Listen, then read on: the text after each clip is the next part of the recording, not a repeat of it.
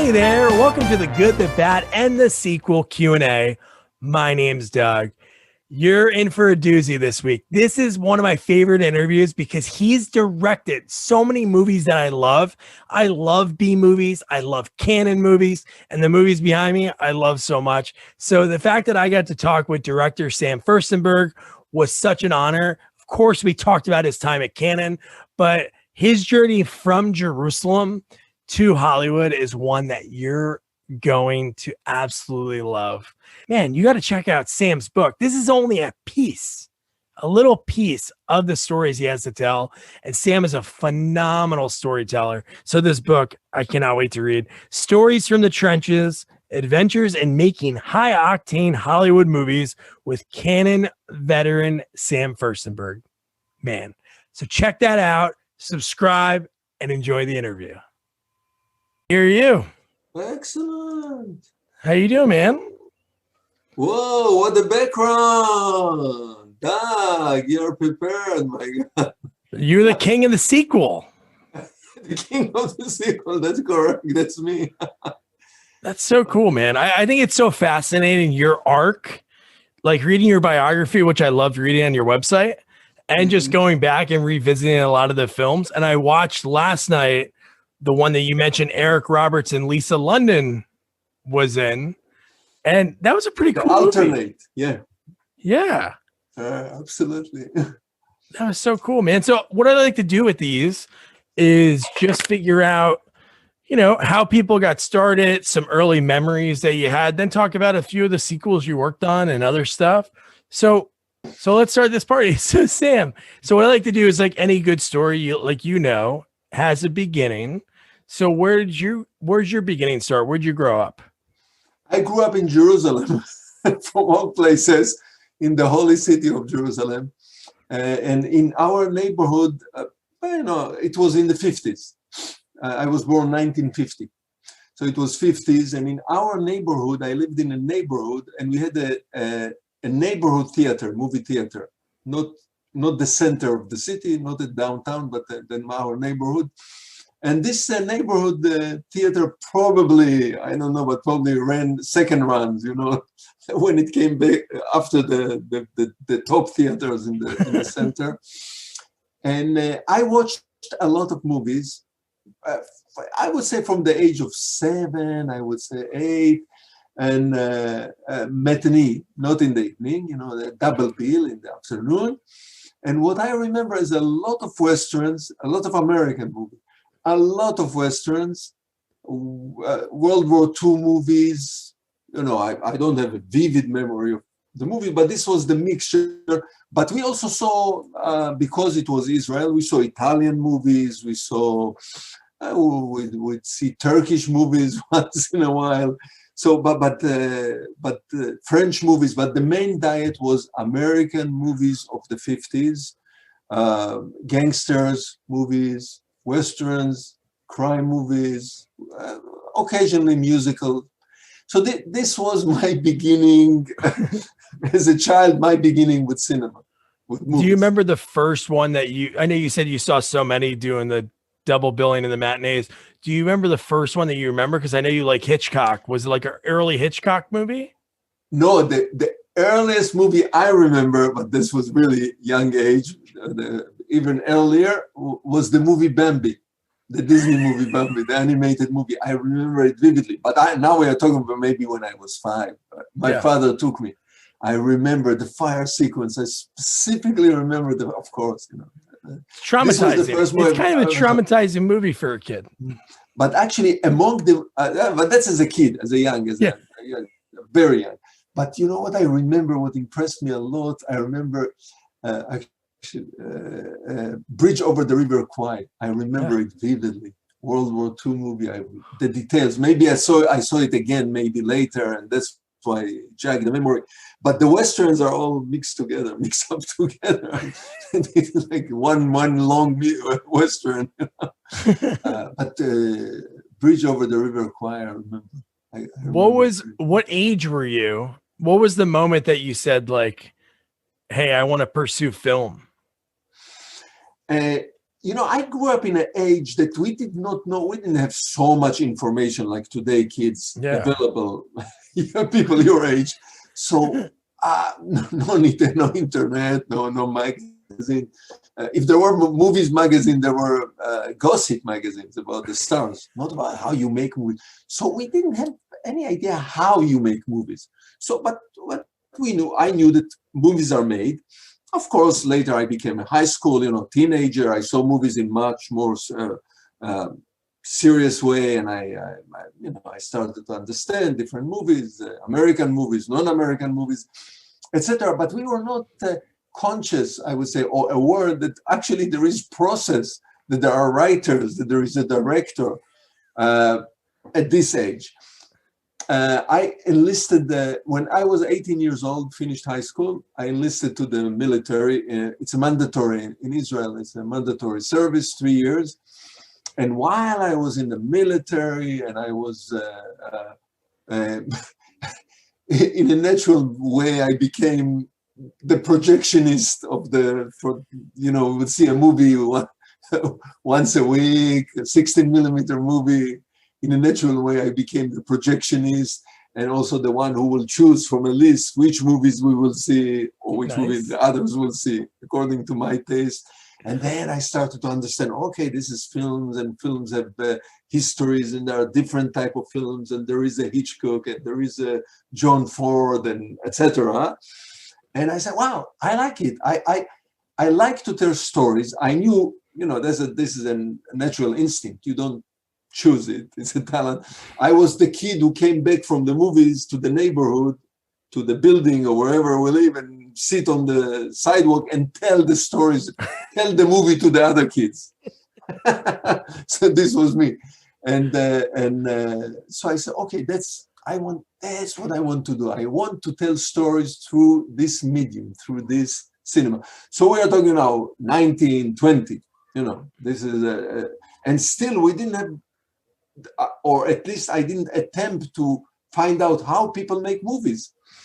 Now, as I say, I lived in Jerusalem, and then I was in the military all over the country. But there was an industry in Israel. There was a film industry. Oh, okay. Because now we are talking about the 68, 69, 70. There was an industry, but the industry concentrated only in one place, Tel Aviv, which is the biggest city in Israel. So it's like Hollywood. It was a small industry, nothing big. Once in a while, an Israeli movie will come out. But I didn't know anybody who was in this business or any. The big name was Menachem Golan, later to become the head of Canon. But he was the biggest producer in Israel when I was a teenager. So I was not connected to this world of how do you making movies and how do you make movies. I only knew that this is it. That's how I want to. That's what I want to do. I want to work in this field, in this industry, in this type of entertainment, which is called movie making. What were some of the movies that were made out of Tel Aviv? What kind of genre were they shooting? At the time, there were only two types of movies that I can remember. Either they're artistic movie, an artist. The early movie makers in Israel, they studied either in France or in England. So if they wanted to become a movie maker, let's say you take Boaz Davidson, he's famous, he's older than me. So he went to the London Film School in London. Some others went to France and they came back and they made movies. So either they came up with notion that they are artists, so they have to scrap some money and make artistic independent movie, or it was the industry that is intended to sell tickets, to make movie in order to sell tickets. And those movies were not personal expression, but rather comedies. Most of them were comedies. They, once in a while, they were trying here and there to make a thriller, but they were mainly comedies. And the comedies were based on a conflict between rich and poor, mainly. Yeah. So it would be love story conflict. He's from a rich family, she's from a poor family. She comes from a good neighborhood, he comes from a bad neighborhood, etc. And equivalent to in Israel, we didn't have, what here in the United States, different races, but we have people who came from all over the world. It was the beginning of the state, 50s, 60s. Immigrants came from all over the world. So you had the immigrants, there were immigrants who came from Arab countries, Muslim countries, there were immigrants who came from European countries. So this was also a conflict. A nice boy from a family from Eastern Europe meets a girl from a family that came from Morocco. Conflict of interest, that it has to be resolved, usually in a comical, melodramatic way.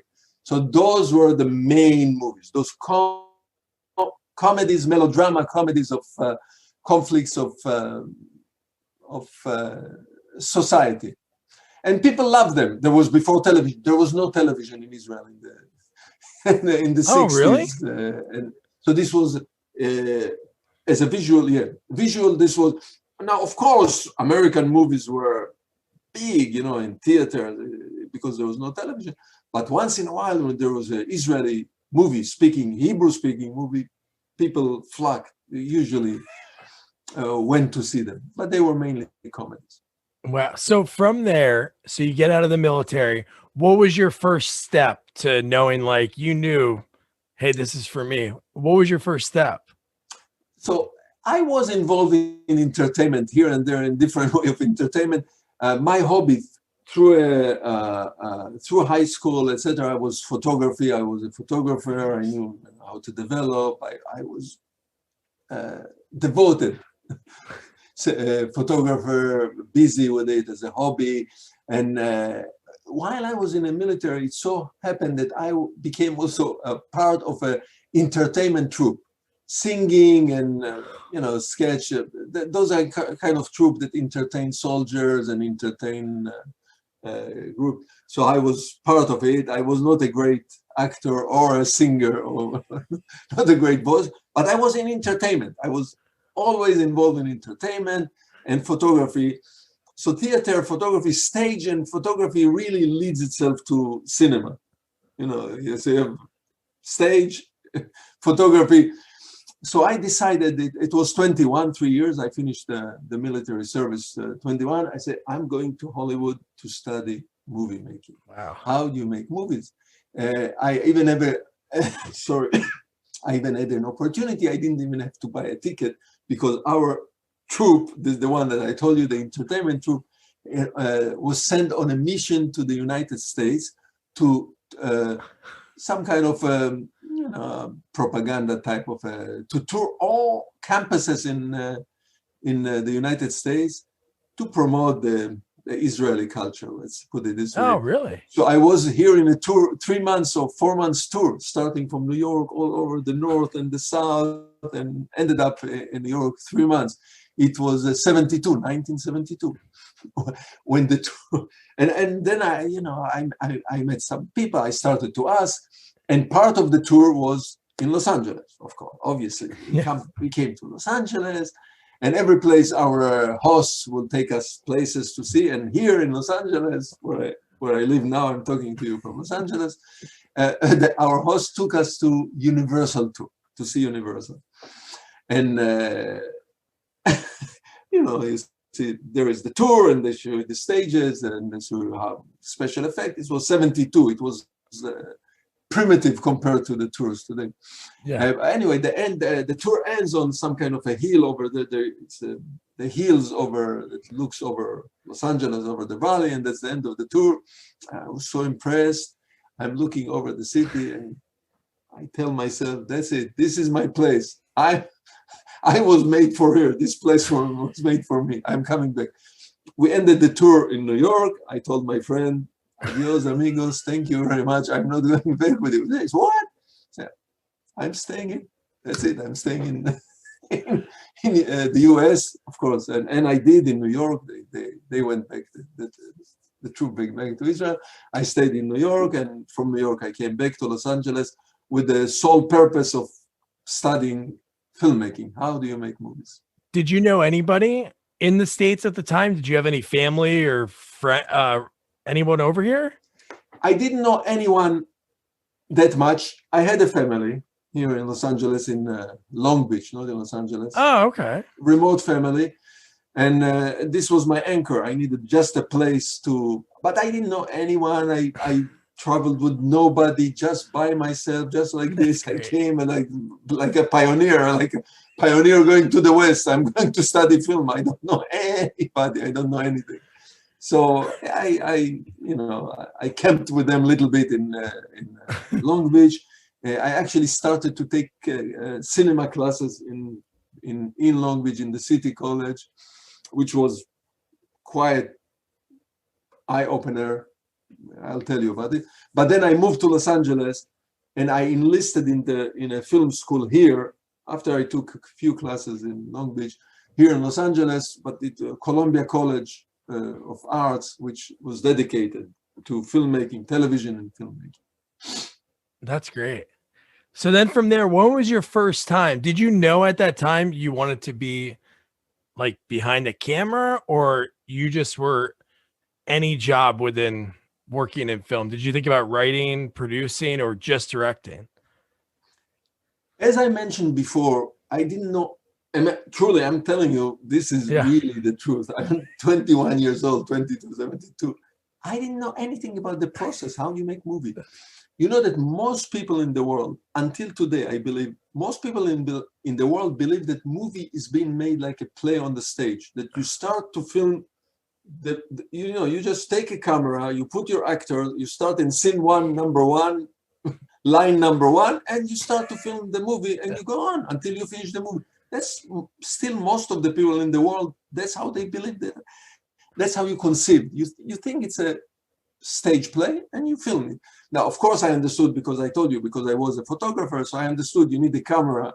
I knew about film camera, 8mm, those tiny 8mm camera that people, family movies. So I wasn't that ignorant, but so I understand. You take a camera, you film, you make a movie. Okay.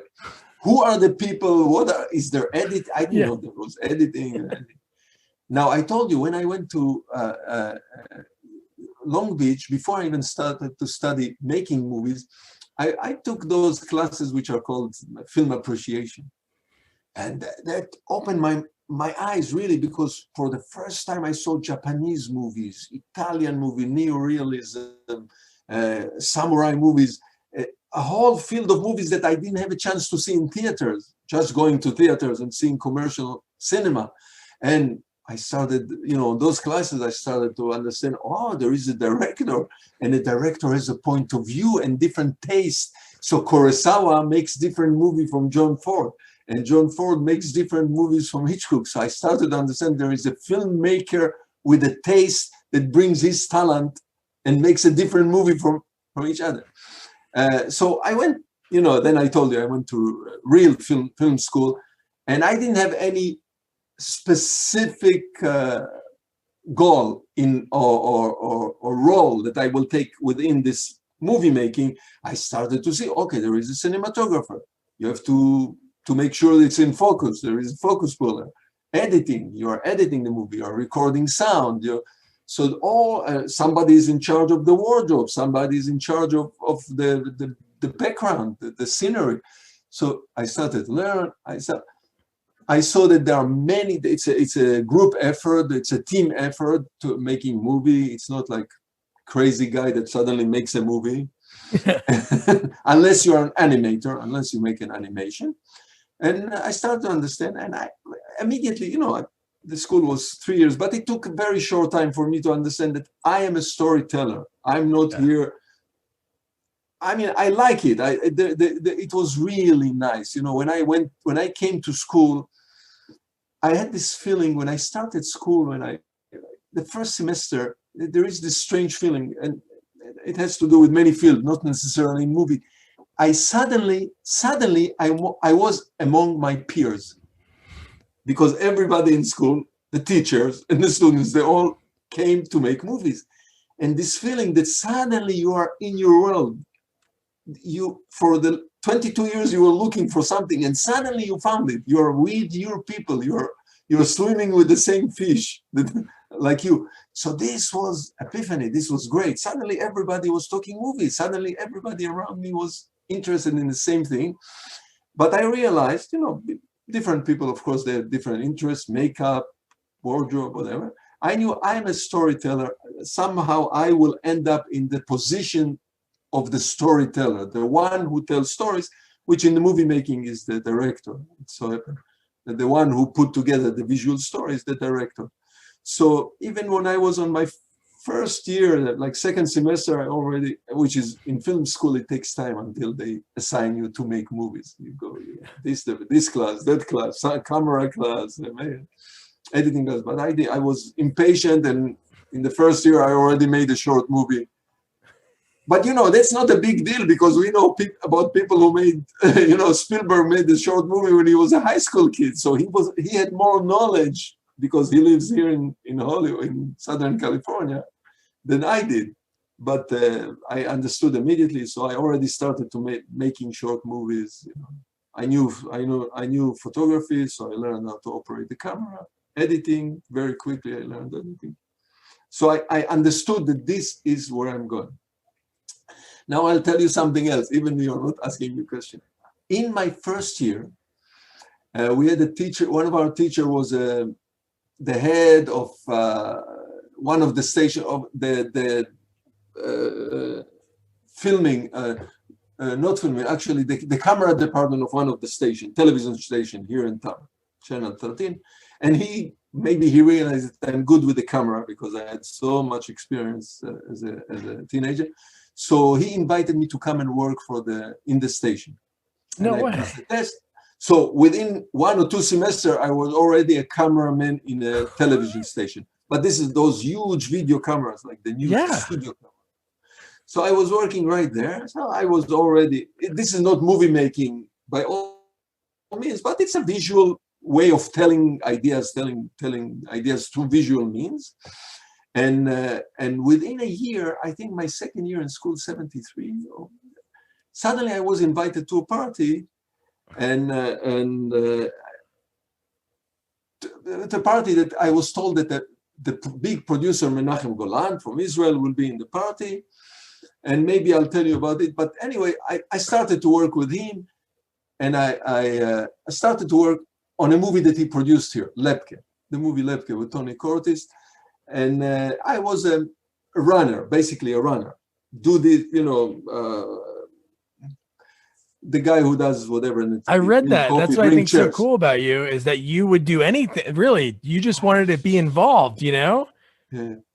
But go back. But once again, I met there. The cinematographer was Andrew Davis. He became a director later, famous director. And we kind of befriended. He was already cinematographer. I was just running and bringing coffee. And he looked at me and said, listen, I see you want to be a movie maker. You have to leave this. Don't do the coffee business and the chair business anymore. You have to be next to the director. You do everything to become assistant director because you will be a director one day.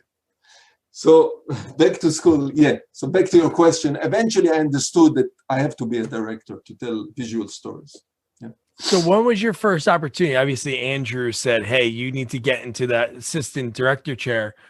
Did you have that opportunity? So I'll tell you this, you know, I went to school 3 years, of course. And while in school, myself, I made, you know, you can say make movie, not necessarily directing, but everything together. I made like three movies through the school. But in school, there is a great opportunity when you go to film school. Everybody wants to make a movie and they need volunteers to come and help. I'm telling you, I volunteered to every movie of every student in school because I figured out you learn from everything. You know, every time you're in the setting experience, and not anything, they need you to hold the boom they need you to record the sound. They need you have to do something. So this is a great opportunity for people who go to film school. So I tried everything. So I was already involved in many, many short movies because of the school. And then one day, and I'm operating a camera, TV studio, TV station that to me it was so boring. I was going out of my mind. News, that's really boring to me. Some other people find it more interesting. And there was some opportunity. Once in a while, we were doing wrestling before the wrestling became big thing. Nice. So doing wrestling with the camera. Bozo the Clown, I used to operate camera. Oh, okay. Yeah. and then one day I was invited to New Year Eve party, and I was told Menachem. I knew the name Menachem Golan because I grew up in Israel. He was the biggest producer in Israel, and director. And then I meet him, and I'm a film student. He's a big director. He just made a big movie, Casablanca, and he sold it. So he's telling me, as part of what we're talking, I say he's producing a movie here in Hollywood. The name of the movie, Lepke, it's a gangster movie. It was after The Godfather. Everybody was making gangster movies. And Tony Cortes asked him, can I work with you? I'm a young film student. He said, yeah, no problem. Basically, if you're not expensive, you can come and work with me. Okay. So I came, and they were preparing. It was during the preparation. It was not filming yet of this movie. And the company built a big set. Here, there is a Culver City studio, which used to be the Selznick studio, where they filmed the Gone with the Wind. And that's where they were building in the back lot, like a street in New York from the 30s, the gangster era. And I became part of the art department. Again, just they send me here and there. I didn't know anything specifically. But from the first day of filming, it was the first day of filming, I realized that, I have to be here where they're filming, not where they're building sets. So I kind of switched myself to become the runner on the set. And as I told you, just bring the chairs, bring the coffee, go and bring this, go call this guy. And I was next to the director. I decided if I want to learn movie making, I have to stay right in this area. Yeah. And this was my opportunity to observe, to learn, to see how you put together a movie. What are the mechanics of of controlling crowd, of leading a crew, big crew? The crew is big in movie making, and what are the mechanics of? And when the filming day was over, I didn't go back home. I realized, I see that the top guys, the cinematographer, the director, they're going somewhere. I said, where are you going? He said, we're going to see the dailies. What is there seeing the dailies? Oh, we have to see everything we filmed yesterday. I said, oh, can I come with you? Yeah, come with. So then I went with them every day after work, just sitting way back on the theater to watch the dailies. And then I realized the director is going to talk with the director every day. I said, can I come with you? He didn't mind. He said, yeah, you can come. So I used to come and sit in the editing room, see he's talking with the editor. So, so this was my encounter with real professional commercial movie making. And I made the best out of it. Wow. That's so cool that were you always like that as a kid before you knew what you wanted to do? Like, you're kind of fearless. You went to the States, even though you had family in Long Beach, but you're fearless with that and fearless to act, ask these people who are hotshots, so to speak, on set, like the number one and number two. Hey, can I do this? Can I do that? That's amazing. I would say, if I remember myself, I was shy in a sense that I didn't put myself up front. I didn't I wasn't the one who will brag that I know already everything, but I was not afraid to ask, to push myself into places, but in a, let's say in a shy way, in the back. I wasn't the one who pushed forward. And, I already know, let me do it. No. I was the one, as I say, I would sit on the back of the theater, just watch the dailies. And I was willing to, next movie, the company decided to make another movie, because they already had all the wardrobe from the era those gangster period pieces, wardrobe and set. And so they decided to maximize the investment to make another movie right away. So they made another movie with Jack Palance. Nice. The Four Deuces was the name of the movie, Jack Palance, also a gangster movie. So, immediately I asked to continue. So I was already elevated. I was not anymore the runner. I worked to the art department, set dressing, in the set dressing department. So, move the chairs, move stuff on the set. It was winter, put the fake snow all over. So I was already in a professional already. Not you don't need a lot of knowledge, just follow instructions. But to seize opportunity, that's how I would characterize it. You need to seize opportunity, sometimes by asking, but sometimes, many times by volunteering. Yes, I will do it. So right away, here you get 2 movies right away. And then I heard somebody told me about another movie, not made not by a student, but a very, very low budget, some independent low budget movies. We're looking for professional people that will work for cheap. So I immediately contacted me and a friend that was a friend. Name of the movie was not the famous The Gambler movie, but another low budget movie, The Gambler.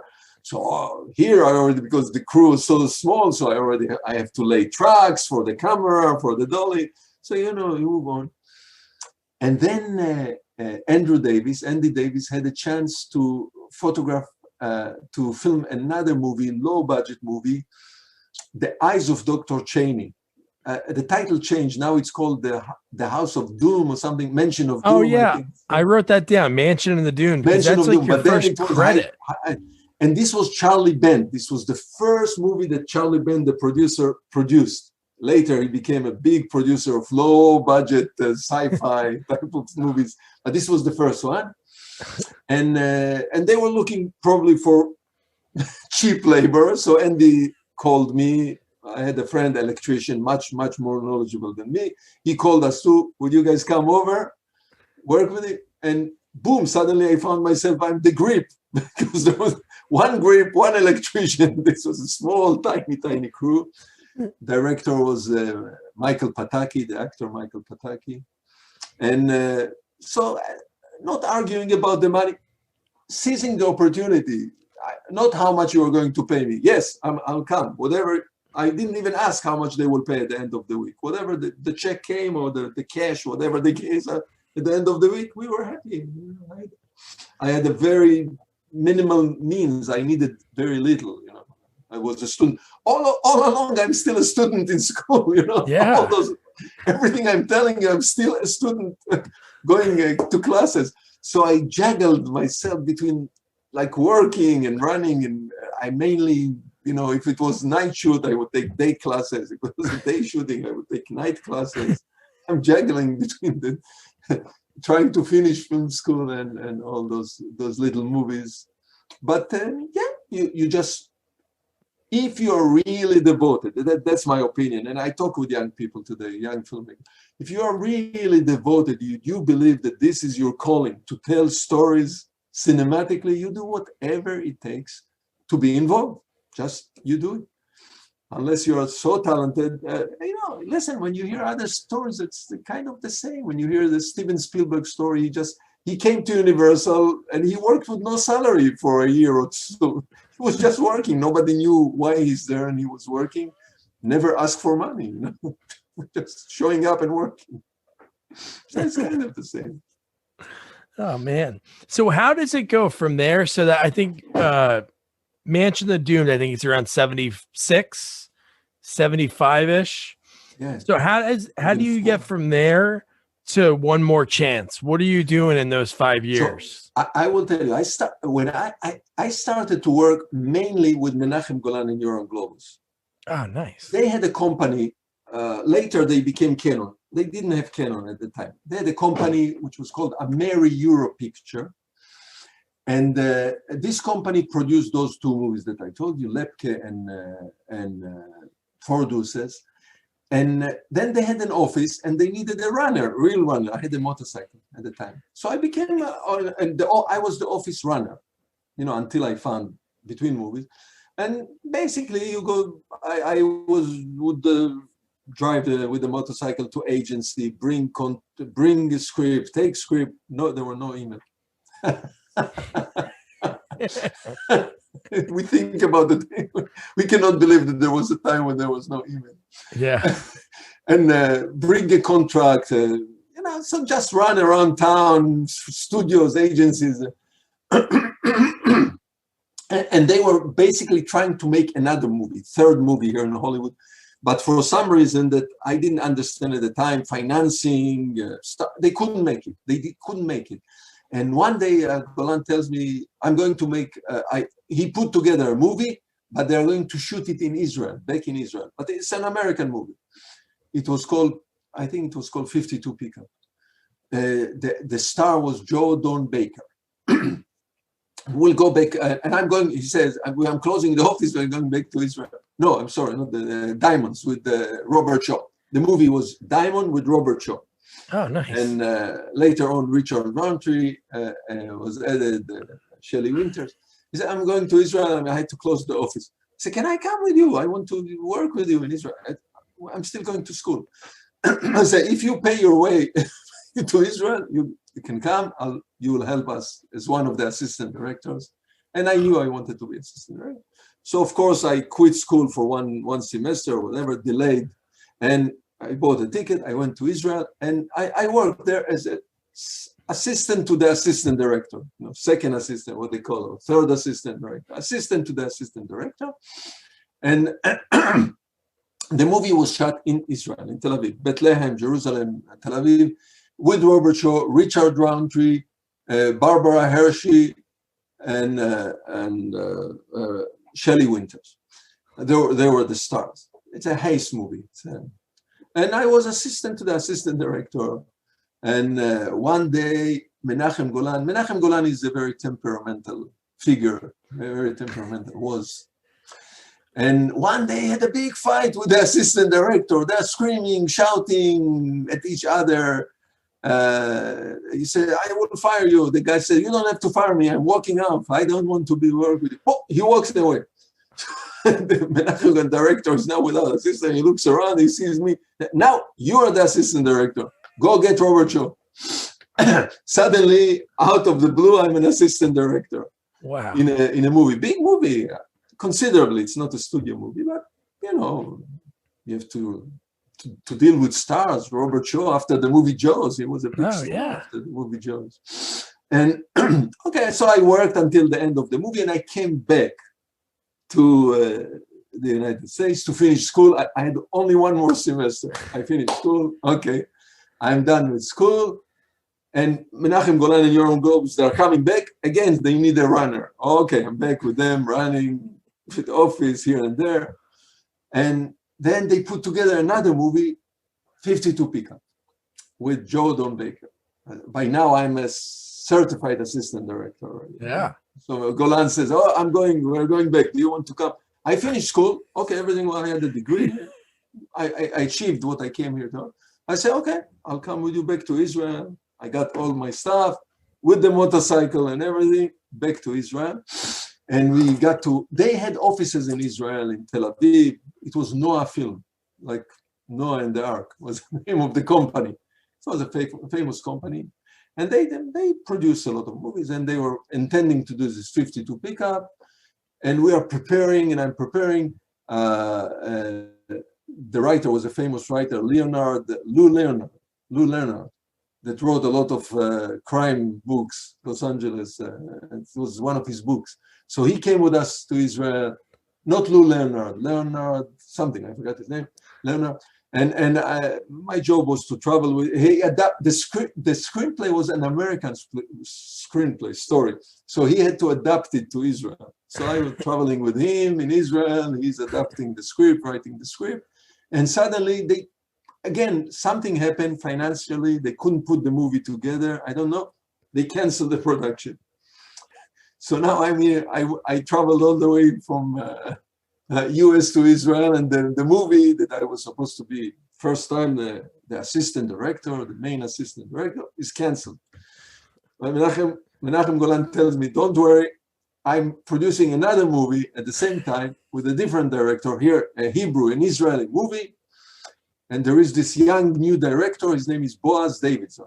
You're going to be his assistant now. So I was handed over to the other production with Boaz Davidson. Name of the movie is Lupo Goes to New York, an Israeli Hebrew-speaking movie. And I became, and I worked on this movie as an assistant director. And by default, I don't know if to call it by default or by the mechanism of this young industry, the film, this is 1975. It's still a young industry in Israel, very, very young industry. And they make a lot of those comedy movies that I told you. And this was one of them. And so I became, boom, suddenly I became one of the sought after assistant directors in Israel. It was not a profession that was understood at the time. In the European system, in the European movie making system, the assistant director is really assisting the director, and one day he will become a director. In the American way, the assistant director is the guy who runs the set. He's not assisting the director, really. Yeah. He's running the set, and one day he will become production manager, not the director. Yeah. So that's a different way. So suddenly they had this guy who came from Hollywood, which was me, and I know how to run the set the way the assistant director in the American sense of way. So I became an assistant director. For the next 4 years, I was working nonstop in domestic and imported, what we call over there foreign movies. Yeah. So those are movies who come to Israel. They are not Israeli movies to shoot in Israel. Among the movies, the big one that I was assistant director was Operation Thunderbolt, which was Menachem Golan directed, big military action movie about the raid of Entebbe. And there is a lot of biblical movies are coming to Israel because they want to shoot in the location. And after this 4 years of being assistant director in a lot of Israeli movies, working with famous Israeli director, Israeli stars, I worked. The last movie was a huge biblical movie. The Life of Jesus was 9 months production, huge production, 7-hour kind of a video movie, cassette, and so I was there. I spoke English and I knew how to run the set. This was, and by the end of these 4 years of many movies as assistant director, I realized, I kind of thought about it. This is not what I want to do. I don't want to be assistant director. It's not leading me in the right direction. I want to tell stories. I want to make movies. Within those 4 years, I made a short movie in Israel as a director, as a movie maker, as a creator. Short movie, 30 minutes for the Israeli television. At the time, black and white television. And I got a lot of help. By then I befriended a lot of cinematographers, lighting people, gaffer, production, wardrobe, art department, all of those editors. So I enlisted, I even had a producer. I did not produce it myself, I directed. So we had a producer with all real professional people work with me, professional cast, actors. And I made this short movie, For the Sake of a Dog, for the Israeli television, black and white. And I said, hey, I'm quitting. I don't want to do this anymore, assistant director. By then I was already married. I married, and my wife wanted to go to the United States. She's studying psychology. And I said, maybe I'll go back, master degree, MA, graduate school. And I applied and I was accepted here in Los Angeles. Loyola Marymount University is a good film department. And I was accepted. So it was 79, by the end of 79, 4 years working in Israel. And both of us, my wife and myself, we came back to Los Angeles. She went to UCLA. I went to Loyola Marymount for... So your question was, how suddenly I make a movie, One More Chance, which is a feature film. And this is now 79, 90, 80. So I went to school and, I assessed the situation. First thing I see that I'm the oldest student, because of course I went to school, I started at 21 when I was undergraduate. Now I'm 29. And most of graduate students in America are graduate school are 22, 24. I was the oldest, and with tons of experience, 5-6 years of working in movies and experience. I'm coming to film school, and most of them, you know, even when they come from undergraduate, they didn't take undergraduate classes in cinema. Only in graduate school they decided to go to cinema. So I understand that part of the curriculum, part of the program is, by the end, graduate student is expected to make a short movie, up to 30 minutes, maximum 30 minutes.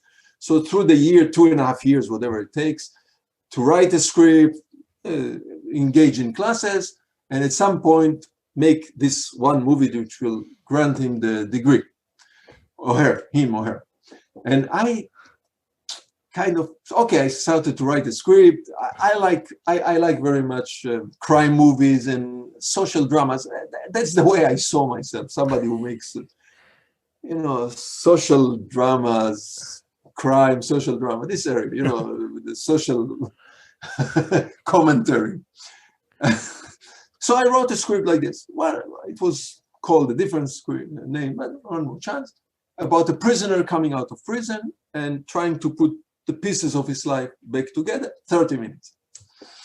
And while I'm in school, I meet in the corridor another Israeli student. I was surprised. Also in undergraduate school, I met some Israeli, because Israelis did not go all the way to Hollywood to study cinema at the time, as I told you. But still, I met few.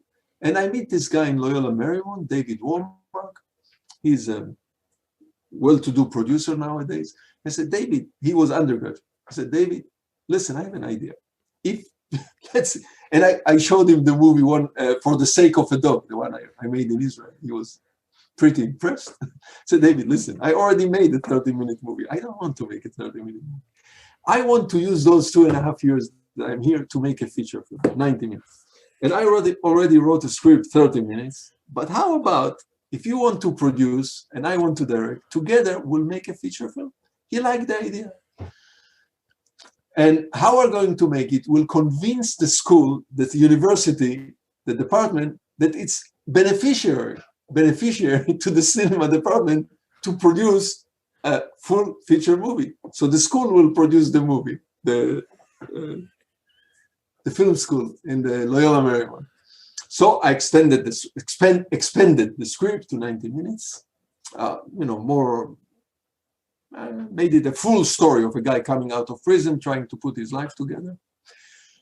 And we went to school, to the heads of the department, whatever it takes, and we convinced them that it will be beneficial if they create a class, and the class will be producing a movie. I have the experience, and this is great for all the students. It was a win-win situation, no question about it. And they agreed. We created a class, for 3 semesters at least. You need a year to, and we'll teach. There will be a supervisor, professor, supervisor, teacher, and I will share my experience with everybody. I will direct the movie, and but the rest is upon us. The film school has a great advantage. There is stages in film school. There are editing rooms, there are editing machines, there are cameras, there are equipment, tripods, lighting. What they usually don't supply you is film. Even if you have to make your short movie 30 minutes, you have to buy film. We didn't have video. There was no video. 1980, there was no video. No, there was video, but very bulky, tapes, huge tapes of video. I'm not, of course, television station, this big 2-inch tape. But there was some kind of portable 1-inch tape. Very bulky, not practical for location shooting, etc. So, and all the school equipment is 16mm cameras. So what we have to do, our job was just to get film and to develop it, to find a lab that will develop it. All the rest can be done in school, in cinema. So David and me, we didn't have any money or minimal amount of money, but we find out kind of through listening and that there is a financial aid department. And in the financial aid department, if you are a loan student, you are eligible for more assistance from the department, from the financial aid, more aid. And both of us, we didn't have parents, we didn't have family, we came from another country. Yeah. So we presented ourselves as lone students, lonely students, we don't have family. So now we are eligible to all the tuition and everything and assistance. So, whoa, I found out I don't have to pay to school for school. All loans and work study. You remember, work study. So I became the projectionist. You have to work to get it. I was the projectionist for the school, 35 millimeter projectionist, and some loans. And we we took all this money. We bought to buy 16 millimeter films. There is a way to buy cheap film. It's called short ends. And we found the lab, Photocam, and they developed the film. And this was the movie, One More Chance. We found the cast, Johnny LaMatta, there was a casting director, and we did auditions. And the actor John LaMatta, that later was in the television series Elf, was the lead part. And the lead lady, we found Kirstie Alley, that later of Cheers, later. But this was her first job. John LaMatta was a seasoned actor already, stage and film actor. Kirstie Alley was her first movie. And we were shooting only in weekends, because that's the way the school is built, because during the week, they have classes, and or some people are working, some children are working, etc. So every weekend, Saturday, Sunday, we're shooting a little bit more. And the crew, not every time the same crew. Some people are busy, not busy. If it was a set, interior, we build set in the school, or practical set. If it was exterior, the story takes place in the streets of Los Angeles. So we are out and about in the streets of Los Angeles, shooting a year and a half. Shooting. But eventually we ran out of money, totally. And we are editing. While we are shooting, we are editing some, we get some of the film. And we are accruing a big bill, a huge bill in Photocam, because we didn't pay every time, We just we pretended that we were a company, so they put it on, like billing us, and we are not paying. So now we have a big debt over there. And that's it, we ran out of money. We edit together, we have 1 hour of movie. We didn't finish to shoot the movie, we just didn't have any more money after a year and a half. And David and me, we don't know what to do. School was not coming with money. And I hear through the rumor lines that my friends, so-called friends, they're not my friends, my bosses, Menachem Golan and Yoram Globus, they bought a film company, and they're here in town again. They're back in Hollywood, but with a new company that they bought. The name of the company is Canon Film. It was a New York-based company. They bought it, and they moved it immediately to Hollywood, to the West Coast. And I told David, first of all, we have to shop around. We have to look if there were any company who is willing to give us a little bit more money, not a lot of money, to finish this 1 hour into 1.5. And we somehow we were contacting production companies, distribution company, but there was no buyer. Nobody bought into this idea and said, okay, here's your other, whatever, few tens of thousands, and go and finish the movie. So I told David, let's go. I know those guys. Let's go and meet them. And we went and we met with Menachem Golan. And he saw the material and he said, okay, this was a young company, very young. Canon itself was not a young company, but for them, they were out right at the beginning. And they wanted to produce movies. That's what they do. And I said, okay, we'll give you the money and you go and finish this movie. And then we shot another 2 weeks. We, shooting another 2 weeks just to finish whatever scenes we didn't have a chance. They were kind of the bigger scenes. And we enlisted back the students. This time we were able to pay them a little bit and feed them, like bring pizzas for lunch, etc. And we just finished this movie, and then we moved the entire operation. Canon had editing rooms, and we moved the entire operation of finishing editing the movie to Canon, and the movie was completed through the money of Canon. Canon was the distribution company for this film, One More Chance. And that's how, and suddenly after a year and a half, I fulfilled my goal. I reached my goal to create a film, a full-length film, kind of a commercial on with a. I was not about it. I never had it in my mind to make an artistic, individual type of movie, but rather enter the world of commercial movie making. And here it was. There was a full movie story, drama, nothing big, but that's how it was done. And that's amazing. Completed. I didn't know when I was doing research, I didn't know that Canon, you went to them to help you finish that movie. And then from there, did they look at it and like the movie after it was fully done and say, hey, 2 years later? Okay, let's put it this way. They never liked the movie because it was not commercial. You know, Canon or Menachem Golan, Yoram Globus, and Canon, they were commercial movie makers. They made movie to make money. They don't make movies to have statements or to make beautiful artistic movies. That was not their intention. They make movie to make money, to make more movies, to make more money, and to make more money. So it's a commercial. It's a business. It's a business like you create lawnmowers to make money. So this movie did not make money. It was not a commercial movie. It took us to some festivals, even without Canon. There was a festival here in Chicago, International Film Festival, got the second prize for a newcomer. Nice. I was invited to Locarno Film Festival in Switzerland, very prestige, and they took us to Cannes Film Festival. So they sold it among the other movies that they sold it because they were really in the business of selling movie. Canon was, at least in the beginning, was a sell organization. They either make movies or they buy movies from others, and they go out and they sell the movies, the rights. When you sell movie, you sell the screening rights to different countries all over the world. So among the movies they sold this one, but it was not a commercial movie. It was not a movie that would make money. So maybe they recouped the tiny investment they put in this movie.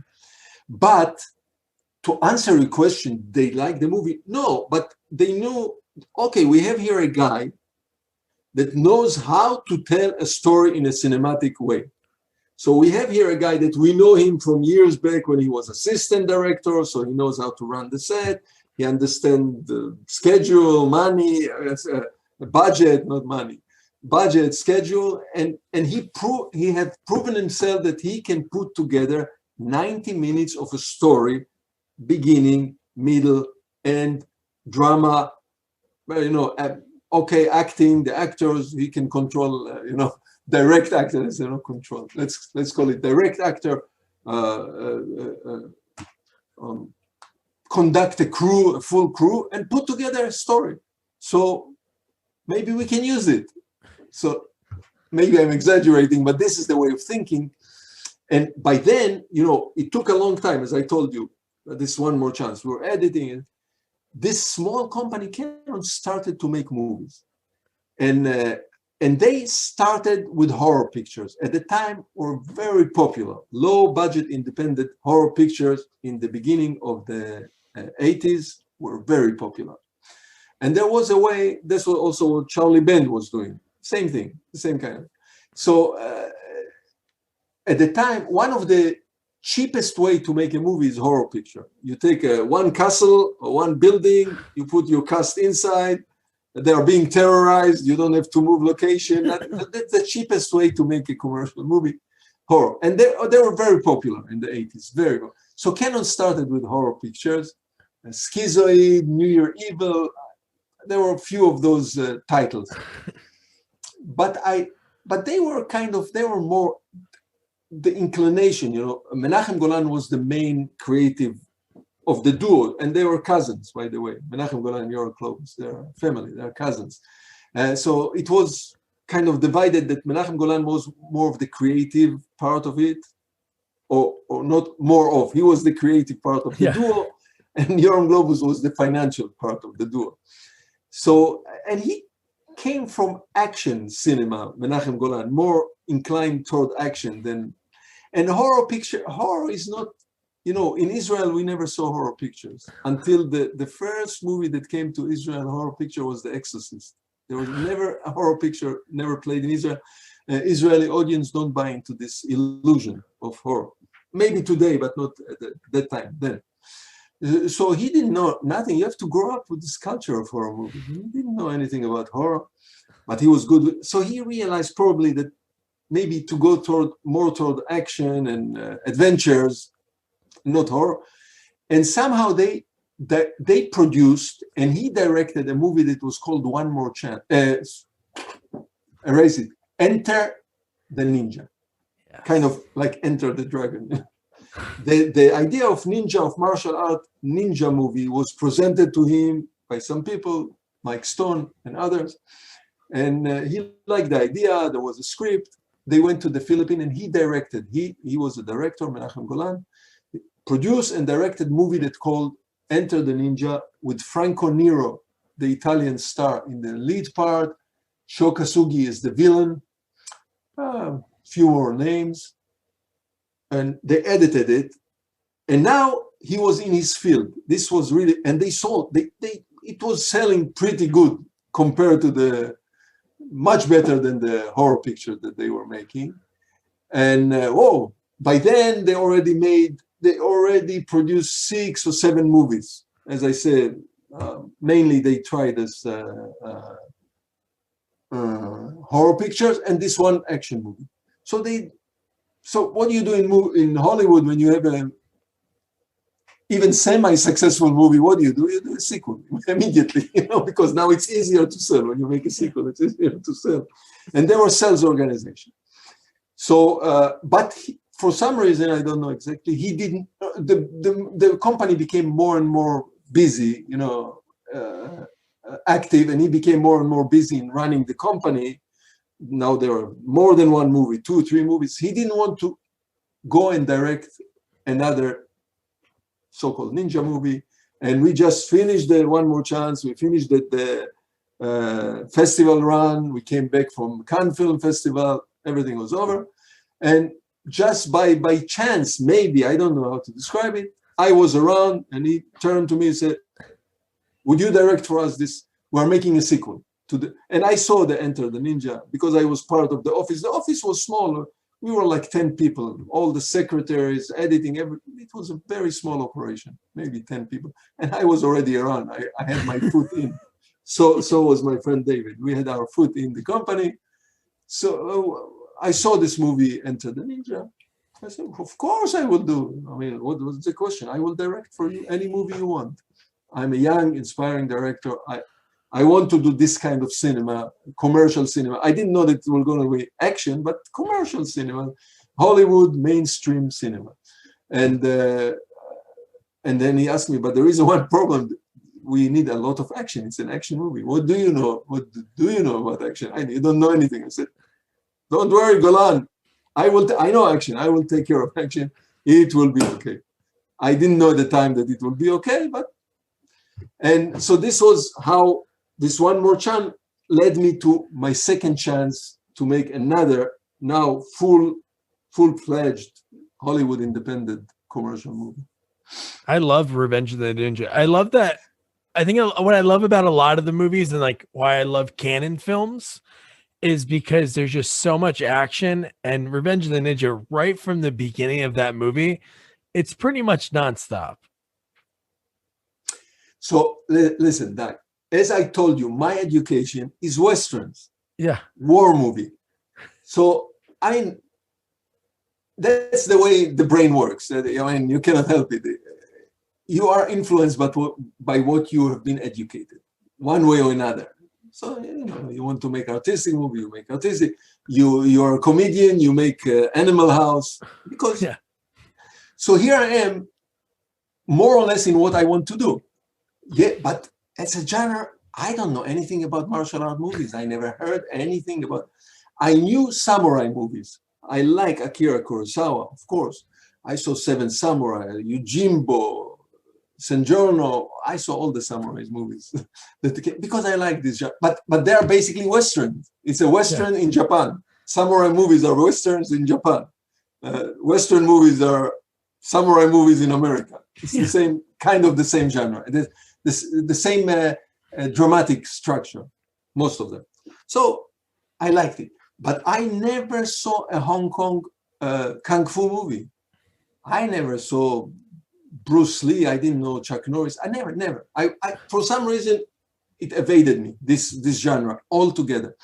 And suddenly I'm handed this kind of movie to make a martial art movie, kung fu movie with ninjas. But luckily enough, I was introduced to Sho Kasugi. Sho Kasugi was the villain in the movie Enter the Ninja. They liked him very much, the company, and they decided to make a movie with him, and he will be the hero. No, not the villain. In this movie, Revenge of, that's this what they told me. You have to go with this. And there was a writer already, Jim Silk. He was already, I think he almost finished the script. The script was ready and the star was ready. And I started to learn the subject, and Sho Kasugi introduced me to the Hong Kong martial art movie, to the kung fu movie. He used to take me, there is a section here in Los Angeles, which is kind of a lot of Chinese population, and they show those movies, but without subtitles in Chinese. Sho knows Chinese also, Japanese and Chinese. So he used to take me over there, and we go to the theaters. I sit and I watch, and those movies are usually long movies, the kung fu movies. I sit there for 2 hours. I see a movie, I don't understand what's going on. And anyway, this was my job, was to learn to look at the action, not to, never mind the story. And he introduced me, and I decided in my brain, in my inclination, my instinct told me that Canon, the company, wants to make a movie for the Western audience, for a general audience. They don't want to appeal to this only the martial art enthusiast. So I have to make a hybrid movie, which Enter the Ninja was kind of also. But anyway, I have to make a hybrid movie, a movie that will be little bit Western, little bit James Bond. Let's say more James Bond. It's not a Western because it's urban. So it will be James Bond with martial art. It will be partially James Bond, partially kung fu movie, a martial art movie, and also kind of from an instinct, by an instinctive way, I decided, or I knew that I have to do that 50% of the movie, of the 90 minutes, has to be action. So I need to create 45 minutes action and then a short story, 45-minute story. That's all. That's this was my guidance. That's what guided me. Try to make a movie, to direct or to create a movie that which will have a so-called Hollywood Western action. Let's call it James Bond action. It will have martial art action, and it will be 45 minutes. The action part of it, at least 45 minutes. The other thing I immediately understood by instinct, but not only by instinct. If you see any James Bond movie, it starts with an action. Yeah. The movie opens, you're in an action sequence, and only then the story starts. James Bond introduce himself after the action. So I said, I'm going to do the same thing. We're going to start with a bang, big action movie. And the rest is structure, 3 big action sequences, opening in the middle, at the end, one chase scene somewhere, and few more minor action sequences, let's call that. And the big one are lasting 7 minutes, they are long, 7 minutes to 10 minutes. Revenge of the Ninja on the Roof, I think we are 12 minutes at the ending. With the end sequence, and then there are like 3 minutes action sequences. So there is a structure to a movie. It's not just it's really, there is a structure, that frame that everything fits into this, and that's probably why Revenge of the Ninja looks the way you describe it. Out of all of those decisions and that I had to make. The type of the movie that I thought that will fit me as a director, the type of movie that will fit me there. Now, as I told you, I did not think that I will end up in action at all. I did not think. Yeah. And I did not think that this will lead to any succession later. This is one movie. Let's make it. This is called Revenge of the Ninja. It's an action movie. Maybe I'll make another one more chance later, or some tragedy. I don't know what. I didn't know where the career was going. So. Here you are. You did so good with it, because that movie was awesome and it did well, right? So for Canon, it did more than one. Anecdotically, this is an anecdote. Canon company was one of few independent companies that were operating in the same arena at the time. One of them was Zoetrope, Zoetrope, Coppola. There was Shapiro Glickenhaus. There were Crown Entertainment. There were many companies, not many, let's say not many, but there were enough companies that were operating in this arena of low-budget independent movie, either adventures. They concentrate. Corelco was one of little bit bigger than the others, and they did genre movies, what we call genre movies, either action, adventures, horror, or soft porn, softcore porno, kind of TNA. They used to call them TNA movies. So every one of those companies specialized in the type of movie.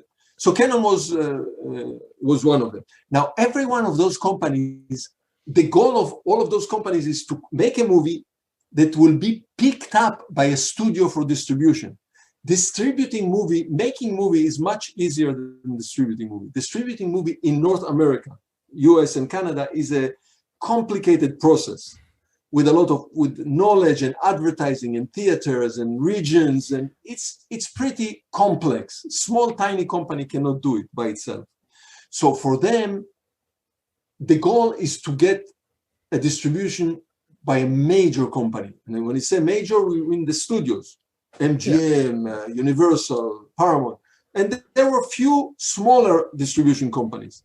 So every movie that every one of those companies finished, first they presented to the big ones, to the 7 big ones, or to the 6. United Artists was not existing anymore. So there were the big 6 one, Paramount, Warner Brothers, Fox, Universal. And if they were rejected, they would go to a smaller company. But this was the holy grail, if you get it. So Canon was the same, no exception. Every movie they made, they showed to every. And now Canon was a company that globally they distributed themselves. They sold it. They did not distribute. They sold the rights. But in America, in North America, it has to be distributed one way or another. Yeah. And they were trying, and they were rejected all the time by the major studios. But the movies played, they had including Enter the Ninja. It played in America by independent company. That's one. And then here you have Revenge of the Ninja. Non-star. Sho Kasugi is not a non-star. Nobody knows him. And they show it around. And Canon had a good relationship with MGM because we used to do all our post-production work in MGM, in the laboratory, the sound mixing. So there was already a relationship. And MGM sees the Revenge of the Ninja and they say to Canon, yes, you're getting a yes. We're going to distribute this movie for you. We like it. Canon was, they were, Menachem Golani or Ghost, they were elated. Finally, they scored. A major studio distribution company will distribute the movie. And MGM took it very seriously with an advertising campaign, television, radio, like every legit movie, like a legit movie. And they opened out 800 theater.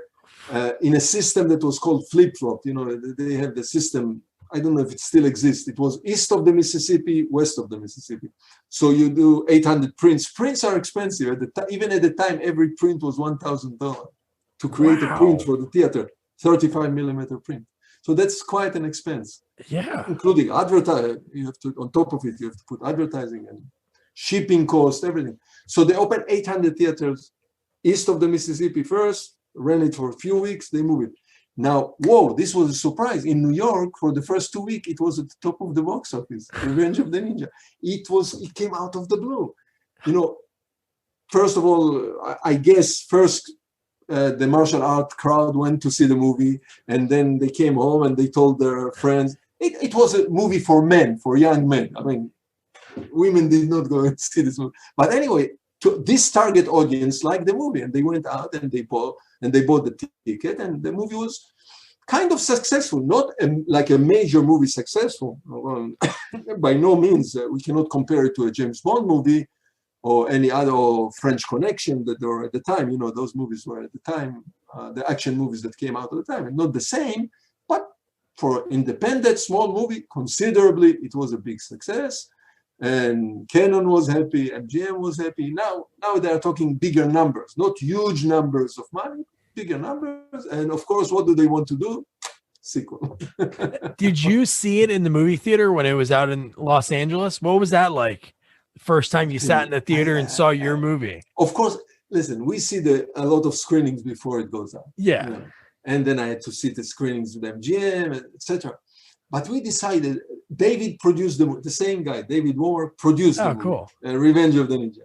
And we said, okay, I said, David, we have to go and buy a ticket and go see the movie in a real theater. And let's go to the neighborhood, not in Los Angeles, there is an area, Westwood, where they used to show the movie, Prestige Theaters or Hollywood Boulevard. But then, of course, the neighborhoods. I said, but this is a movie of a neighborhood. It's not a movie of Westwood.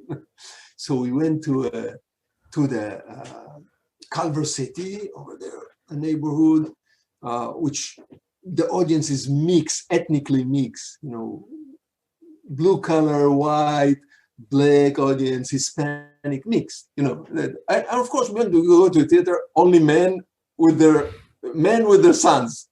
So the boys or boys came along without parents. So this was the crowd, boys, men, mainly, maybe, I don't want to discriminate against women. There were probably also women. And boy, now that it starts to run, and I see that the audience participate, they interact with the screen. The boys are screaming, they're standing on the chairs, and they move in the aisle. So I see that there is enthusiasm, that it works. Doug, listen, we know, maybe we don't know. The medium of cinema is a type of entertainment tool that manipulates audience emotion. So is theater, let's say. I mean, not much different, but cinema much stronger. Cinema has bigger influence on human emotions. And if you see people crying, laughing, screaming in theater, means that it's successful. The means are working, are really manipulating the emotion. So there was a lot of screaming, shouting, interacting with the screen, of course. It was a boys' movie. When we came out of the theater, there was a kind of a column next to the theater, and two boys, 8, 10, it was an R-rated movie, but they snuck in, maybe 11 years old, and they are trying to jump and flip from the column to the sidewalk. I told David, this is a success. It's okay. We made it. If two boys are trying to fly from this pedestal to the sidewalk, maybe 8 foot, 10 foot high, they're trying to fly, to flip somersault we made it. So yeah, it was a nice. But I must make this point. We still treated. We didn't treat this movie, or we didn't have the notion that this is a big major movie, major cinematic movie. We still treated it, okay, we made this independent, small budget movie, B movies, they used to call them B movies. And it will be over, it will play for 1 year, it will go to some minor theaters. I don't know if it was violent. I don't even know if it will play in airlines, in the airplanes. And there is the span of life of this movie is half a year, and then it will be forgotten, and that's it. Maybe we'll be lucky. We'll make another movie. So that's the way we treated it. We didn't keep any outtakes. We didn't keep, like, they treat the big movies, the major movies. They keep the props. They keep the merchandise. We didn't have anything. Now people are looking for stuff. There is nothing left. No. Did you personally keep any mementos, like the script or anything? Very little. I have the mask, the silver mask of the Bad Ninja. I took with me. I took 2. I donated one to. There is a museum here in Los Angeles, a martial art museum. I gave them Wow. one, and I keep one. And Sho Kasugi gave me a sword, katana, as a That's gift. At the time, I didn't know. I was too ignorant, but it's customary in Japan, in the East, to give gifts. And so because I directed the movie, he gave me a nice katana. I have it here. I don't have anything else from this. I have the mask. But that's cool that you at least. Yeah. I have the mask and Yeah. the gift, the sword, the gift. And I get so many requests for. Do you have anything? Can we buy anything? I have posters. Some of the posters. Maybe the press kit is lying somewhere. Yeah. I got at the time they had the kits of black and white and color stills that they gave the theaters. Nice. To hang in the lobby cars. They used to call them the lobby cars. So I have a set of black and white, a set of color. That's all. But the reason was that that's the way we treated those movies. We did not think that they will last for more than half a year, the span of the life of those movies. Yeah, now 30 years it was later.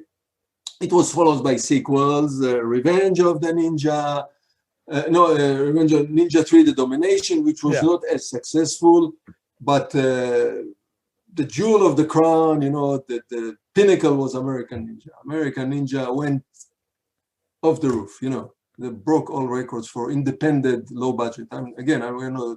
It's not, we're not talking Ninja Turtles, but American Ninja broke all records for this type of movies, independent, low budget action movie.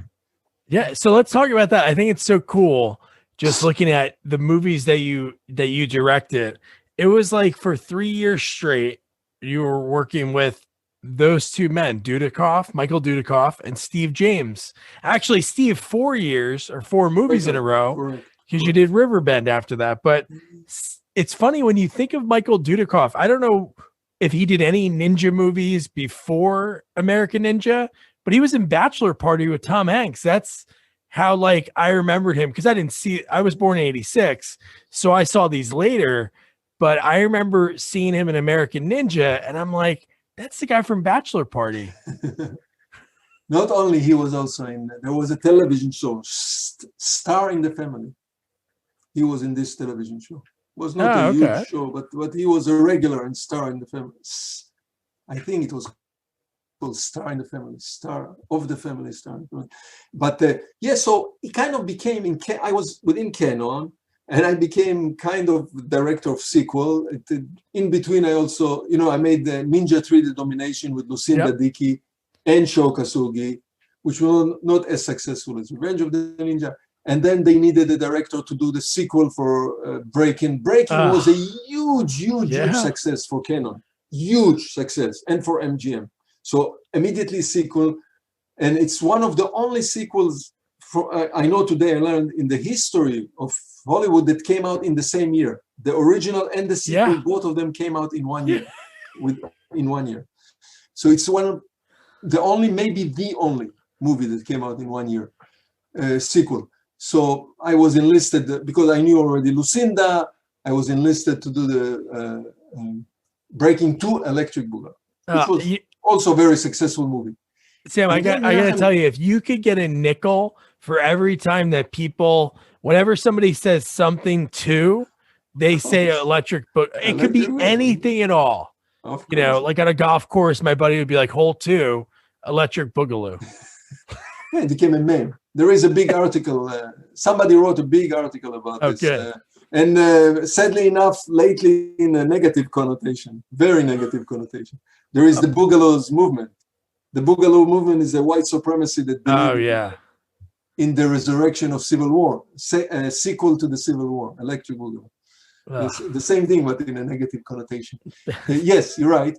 And it was also a successful movie, which also survived the test of time, like Revenge of the Ninja. Strangely enough, Ninja 3, The Domination became a huge cult movie, because this is one strange movie, let me tell you, but became a huge cult movie lately, in the last 7 years, 8 years. But then Menachem Golan, he wants to go back to the Ninja, in between we had this Electric Boogaloo. He said, I want to continue with the Ninja, but I have an idea. Menachem Golan tells me, I want to do an American Ninja. this is basically an absurd idea because this whole ninja thing is a Japanese. It's not even Chinese. You know, martial art go between Korea, Japan, China, whatever. Ninja is only Japanese. Yeah. Only Japanese. This is part of the culture, of the heritage, of the mythology of Japan, of the martial art of Japan. And he wants to make American Ninja. Listen, I don't care. I don't care. It's your company. Whatever you want to make, we'll make.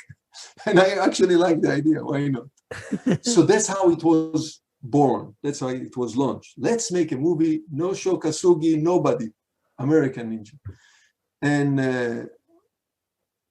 I was involved in writing the script. There was a writer, of course. We hired them, right? There were producers.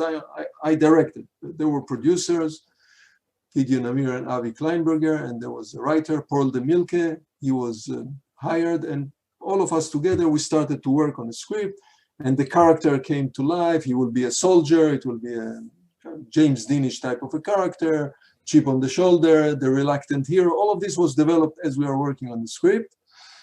And then the script was done, and there was time for casting. And we decided in Hollywood, usually casting goes through agencies. The company sends the description of the characters of the intended movie to the agencies. The agents send the actors for reading, auditions. But the other way is open audition. Open audition, anyone can come. Agent, not agent, doesn't matter. Actor, not actor.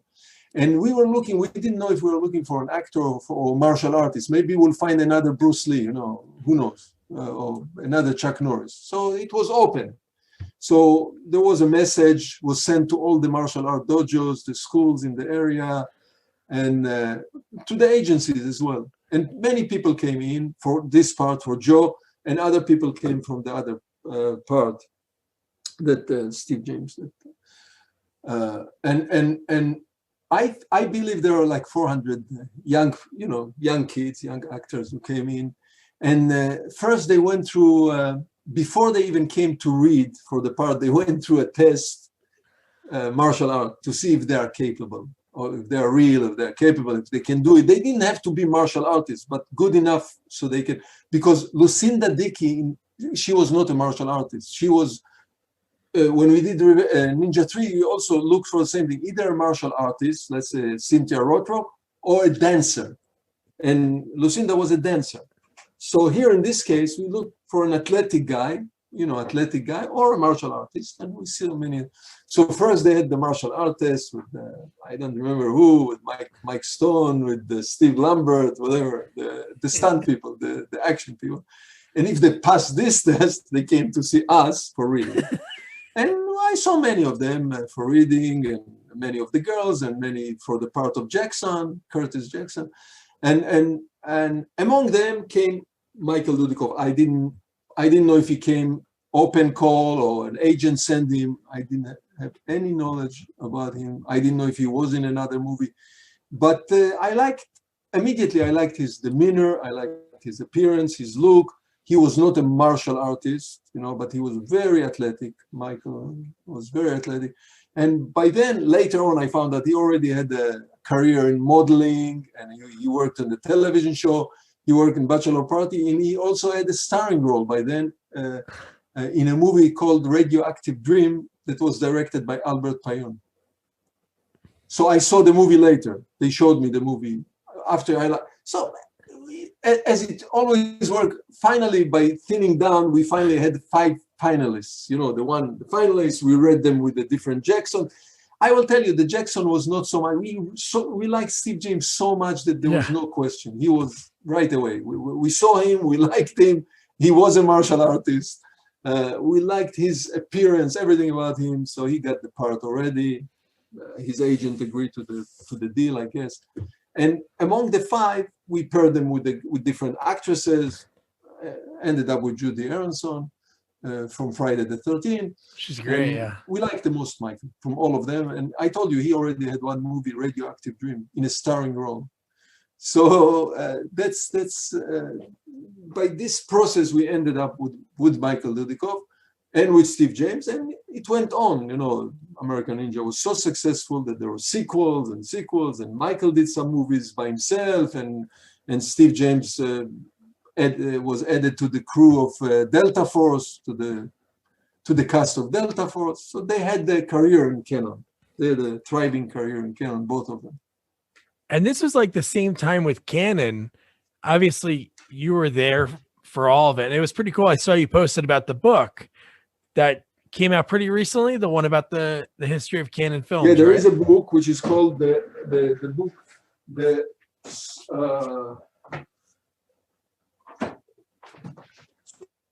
sorry for abandoning you for a second. Don't you worry about it. This is Stories from the Trenches. Yeah, I got to order that. It was written by Marco Siedelman, and it's basically a book that follows the movies, the movies that I directed, my career. But it's really a book about Canon. There is a lot about general stories and knowledge about Canon and about the independent, low-budget genre movies of the 80s and the 90s. But it follows, the narrative follows the movies that I made. And yeah, this is the book. So that's awesome. If anybody is interested, you guys can get this book, Stories from the Trenches. That's so cool. And then right about that, with Canon, the reason I obviously love your movies, sure, but the other movies that they did at the same time, because I think it was like 85 or 86 was Death Wish 3. They did Death Wish 4. They were also doing like Stallone Cobra. So they were doing so well, even on the other end of it. So what happened among the companies that we were talking about, the independent, everybody wanted to be, there was a term there then that was called the mini major. Majors were the six we mentioned, Universal, MGM, Warner, Fox. But there were a couple of companies that were trying to create mini studio. The most successful at the time was Coppola with Zoetrope. He had a company which was almost a studio. He bought he had a studio here, a small studio in across from Paramount on Melrose Boulevard. It was a small studio. He bought it, and then he moved his studio to San Francisco. Later, there are a few more, of course, Spielberg with DreamWorld. But at the time, everybody wanted to become a mini major, and Canon grew to become the biggest of all of them. They didn't have a lot. They didn't have a physical studio, but they had more movies. They were producing more movies than any other independent company or any other major company at the time. There was a moment that they would produce like 40 movies a year. Wow. To the top. You're mentioning the top years, 86, 87. This was the top of the company. And they started to work with stars. Not the big major star, not the mega stars. I mean, Stallone. But stars from the past. Charles Bronson. Bronson started to work with them. They created Dudikoff. They created Van Damme. They created Chuck Norris was already kind of established, but they created him. They elevated him. They didn't get the Tom Hanks and they didn't get the big names. Yeah. They didn't need to come and work for an independent company. They can work for the studios. But Sylvester Stallone was a big star at the time, and other star name worked for them. Not the A-list, what we call the A-list, but and the company was making bigger and bigger movie. The biggest movie supposedly was to be Superman #4. They got the rights to do Superman #4 with Christopher Reeve. Oh wow! So yeah, you're right. Big names, Faye Dunaway, big names used to work for Canon, and the company was a madhouse. At that time, the company was a madhouse. We were doing those still doing American Ninja, American Ninja #2, Avenging Force. But we became the fringe, the side of the company, nobody paying attention to us. So I did whatever I wanted at that time. Because they were busy now with a big budget, with Toby Hooper, Invaders from Mars, Invasion USA with Chuck Norris.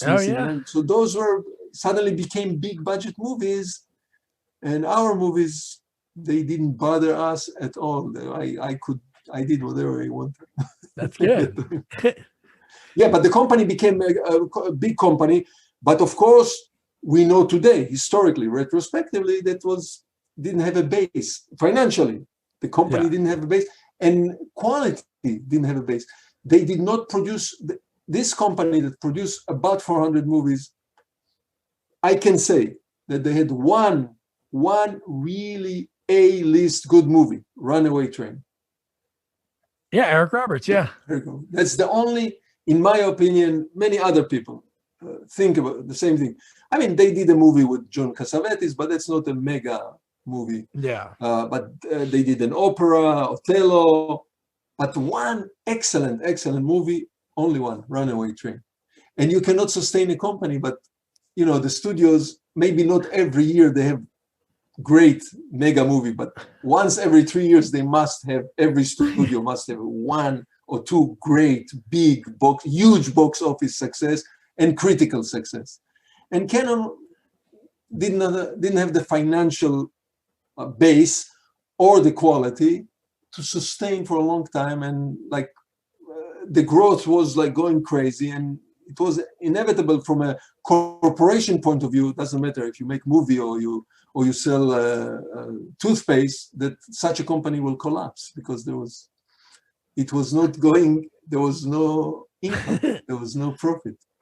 One thing I read in the final balance, in the finals balance, there was no profit. One thing I read, and I don't know if you knew about this. Again, this is something I read online, so I don't know if it's 100% true. But Canon purchased the rights to Spider-Man to do a live action. There was a moment that those hero comic books were not very successful and sought after. Oh, they weren't. The big boom came after Spider-Man, the first Spider-Man. Yeah, but Captain America bombed. Yeah, so they had Captain in the late America. 70s. Yeah, I interviewed the production designers. They were able to purchase the rights to Superman, even though Superman was big, but was not big like today, the huge event movies. So Superman was a success, but somehow they succeeded to purchase the right to Superman, to Spider-Man, to Captain America, but they didn't do anything with it. They didn't have either enough money or enough knowledge or whatever. And only later they became what they are today, the super movies, the super mega movies of the comic books. Yeah, we discussed the second Captain America TV movie because they were trying to do it to get a series, and it's just it's so bad. When you try to do those effects back then that they could do now, it just doesn't look good. No, of course not. And Canon, the company, did not have this vision of the studios, the understanding, the vision of the studio, that you understand that you make one movie and it's successful, then you make a bigger movie, the sequel is bigger, because there is merchandise, there is theme park. For Canon, it was one movie after the other. So they make American Ninja, which is successful. They make American Ninja number 2, kind of the same budget, little bit less. Then they make American Ninja number 3 with 10% of the budget of number 2.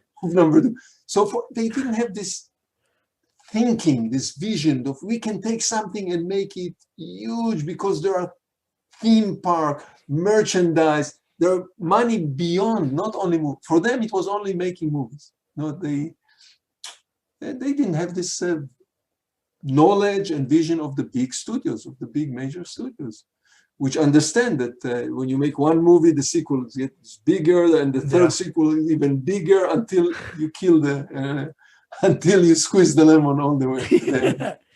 I like American Ninja 2. I really like just Steve. You could tell obviously from the first one, but I'm sure just being around each other, like Steve James and Michael's just chemistry on camera in the second movie. I don't know, Steve James has so many funny lines, when he's picking up the girl at the party that they go to, and just him, the way he's fighting people, he's almost Incredible Hulk. All those guys are piled on him. He throws them all off at the bar. That bar scene's amazing. We decided it was intentional. We made American Ninja, the original one, was not heavy on humor. There was a vision. This is going to be kind of a James Dean movie, action movie. Rebel without a cause. I don't know, something like this. you know, there is dark themes in American Ninja. The military is not really them; they are not loyal. It's dark themes. When we came to do the second movie, Ninja 3, the American Ninja number 2, we went to South Africa, and we were suddenly in this kind of tropical atmosphere, and we adapted the script to be in this kind of tropical atmosphere, and it called itself. We shed ourselves from this serious, dark part of the, and suddenly now we are dealing with science fiction, with fictional ninjas, with some scientists. So we are entering some fantasy land and comedy. So that's why we let ourselves go live. I always, all my life, I wanted to do a brawl, in a saloon brawl. So I got my chance here. I squeezed it in, what you were mentioning, Steve James. So finally I squeezed in a saloon brawl from a Western into a ninja movie, and other stuff that leaned itself into life. The only major difference that maybe hurt a little bit American Ninja number 2, that in American Ninja, the original, the duo, Michael Dudikoff, Steve James, they don't have a mission. The troubles are coming upon them, and they have to solve it, and they get involved because of their characters. And in American Ninja 2, they had a mission right away from the let-go. From the beginning, they came for a mission. And so this is diverted from our principal vision of American Ninja, that the heroes don't have a mission. They get involved in the trouble. The trouble are following them. It happens that the trouble do follow them, but they come with a mission, which is a little bit different. But that allowed us to introduce the light tone, the comical tone to the movie. No, definitely. And it's cool to see them again. Like I never saw until I watched it last week, Avenging Force.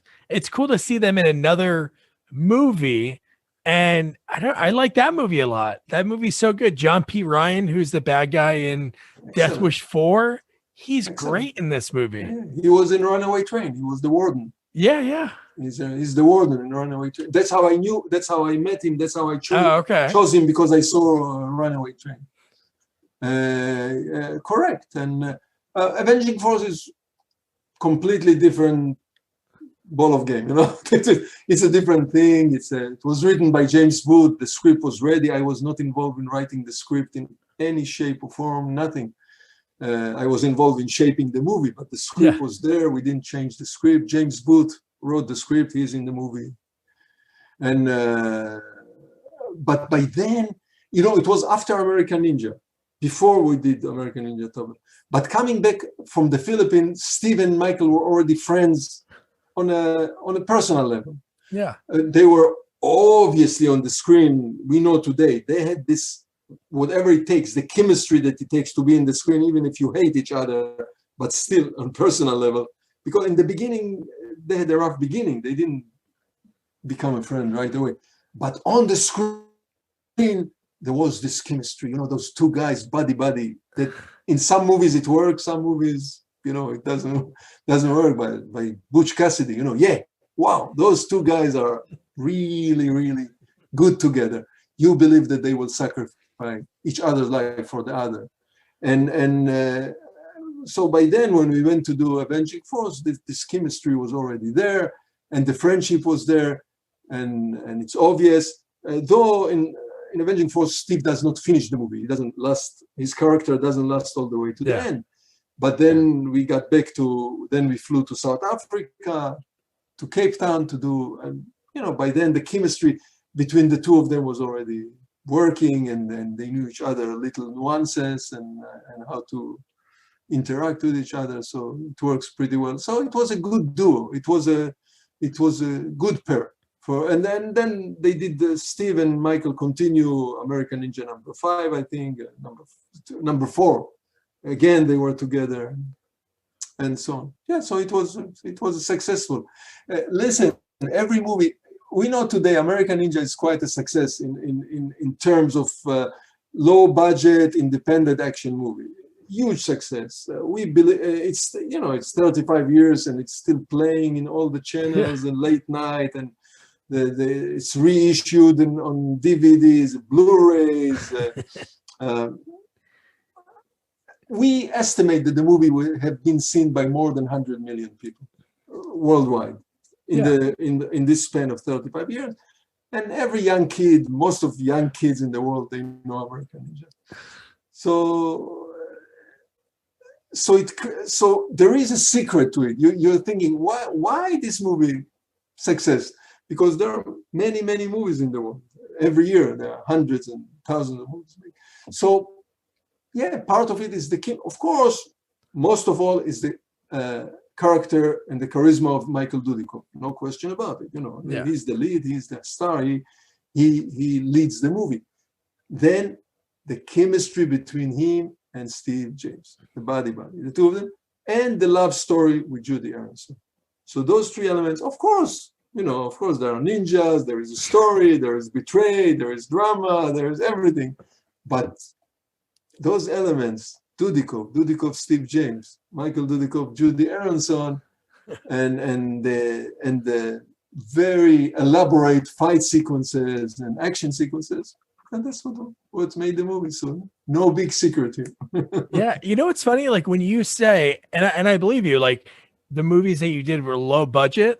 It's funny the way a low budget looked in the 80s or maybe even the 90s. But if you watch a low budget movie today, there's like a huge difference between that and the movie in the movie theater. It's insane. Right. Doug, we didn't know then. We called ourselves low budget. Today, when we look at back, now it's classified medium budget. It's not low budget.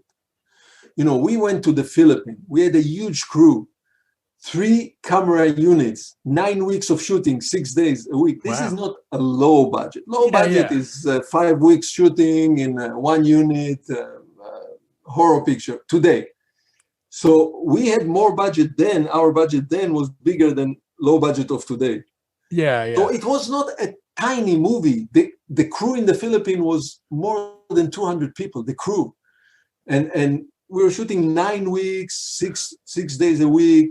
This is a luxurious, and I was not denied of anything as a director. I want a motorcycle. A motorcycle was not in the script. We wanted a motorcycle that we couldn't find in the Philippines. We flew one from Hong Kong. We wanted this specific ninja motorcycle. A motorcycle came from whatever I asked for was there. We need the 300 martial artists to do this big scene. Was so-called. So we titled the Ninja School. We got 300 martial artists. So it was not jeeps, explosions, stunt people, whatever we wanted. We got whatever we requested, whatever I requested as a director, or my crew, or my stunt crew, or my action people, we got. So it was not a tiny budget. Today we know it. At the time, we called ourselves low budget because compared to a James Bond movie, we were low budget. Compared to any action movie that the studios made, we were low budget. But today we know. Today it's classified medium budget, they call it. And that's why the look is big, because we got everything we wanted, really. And those movies were much longer. There were scenes that were taken out. Menachem Golan did not like movies which are longer than 90 minutes. 95 was the top of the top that he allowed, and the only exception was Avenging Force, that he let me go a little bit over 95, little. So we still have scenes. So yes, you got the best scenes, the scenes which didn't work out, the scenes which the quality was not great. Boom, they're out of the movie. So that's why today when you look at them, and you cannot compare them to the day movies with all the special effects, the optical effects, the screens. If you look at Fast and Furious, or you look at any of the superhero movies, no comparison whatsoever. But for the time, True Lies was bigger than American Ninja, but not much bigger, you know? Yeah, that's what I mean. There were no much bigger action in True Lies or Predator than in American Ninja. But those were big budget movies. True Lies, Predators were big budget movies. But the same kind, the same genre.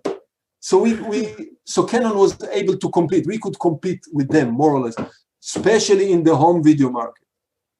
When the kids went to the rental shop to rent a cassette VHS, they didn't see difference between Predator and American Ninja. For them, it was the same quality. So at this point, are you still going to the movie theater? Like, say, even Avengers, are you still going yourself and watching? Listen, luckily, I'm still member of the Directors Guild. Still retired, but and when the end of every year, the end of the year comes, we are invited to all the movies because they want us to vote in the Academy Award and the Directors Guild. So I'm basically in the last 4 months of every year, starting September, October, November, December, and January, I'm invited to see all the movies of the entire year. And so that's where I see, and those are usually screenings in theater. They do send us DVDs. We get the DVDs. Yeah. Also, this year I saw the movies in DVDs. But so it gives me a chance to go and see movies in theater. But I tend to, I more and more I'm really interested in social. We are going back. Social dramas, etc. So the trial of the Chicago 7 to me is much more interesting in any of hero superhero. Oh, I agree. I rather see Chicago 7 than the Avengers. Let's put it this way. Yeah, and then one thing on your bio, and I also get this feeling. It's not only me. Everybody said that all the big movie, the big action movie, they're recycled movie. You have seen it. You go and see the movie, and you get this feeling. I've seen this movie already. Yeah. I see it's a recycled material. The same stories, the same character, the same heroes. And here you have, interesting, surprising movies. Nomadland. I'm talking about this year, Yeah. Chicago 7, US versus Billie Holiday. Good, excellent social. Oh yeah. And now, Sam, on your bio, I don't know the last time you updated it, but it said you had some films that you're working on. No, it's probably not. This is probably like a few years back. At this moment. We are, 2021. I'm 71 years old. I just had a birthday last week. I'm not pursuing any cinematic movie project. This is very hard work. But not only because of this, but we spoke about it. The budgets are very low. I'm not invited to do big studio movies with huge budget, 100 million, 20 million, 50 million. So, and if people will ask me to direct, they want me to be in this field of action movies. And the action movies today, the independent, are really, really low budget. I have a good friend of mine works in Isaac Florentine. He's still directing. And also what he's doing is disappearing. But we are required to do it in 5 weeks today in a budget of 1 million. And it's not really action. So you can squeeze in maybe 2 action sequences, maybe, because there is no more money left to do anything. Action costs money. So no. So that's it for me. I'm busy in the field of nostalgia. I'm devoting my time to maintain the legacy. That's awesome. Make sure the legacy doesn't disappear. Yeah. Not only specifically the movies I directed, but in general, there was this window of movie making. It was throughout the 90s, throughout the 80s, 1980s, and half of the 1990s, which independent genre, low budget movies with good quality. Yeah. Good director, Joe Zito, Albert Payun, Toby Hooper, Steve Carver, and all of us, this group made those movies that they were very successful and they have a look. And there is today a nostalgic feeling. And people like to see those movies because there is a different feeling to those action movies compared to today's action movies, which are more electronic and more influenced by video games and optical effects, etc. So people here, when some people discover those, either they have memories and the nostalgic feeling for those movies, or they discover those movies and they see, wow, there is a different look, different feeling, for bad or for good or for worse, but still it's different. And this is this window of time in the Hollywood history, of the history of Hollywood, that we call the independent, low-budget genre movies of the 80s, of the 90s, which really fueled the VHS business, the home cassette business, or was fueled by the home cassette business. Yeah. So that's where the money came from. And honestly, like all the interviews I did, even when I talked to like Eric Roberts or Lisa or William Sadler, anyone, I like finding out how they started. That's the most important thing for me. So I loved hearing how you got started in it, and then touching a little bit of your history, and then of course with Canon. So Sam, thank you so much.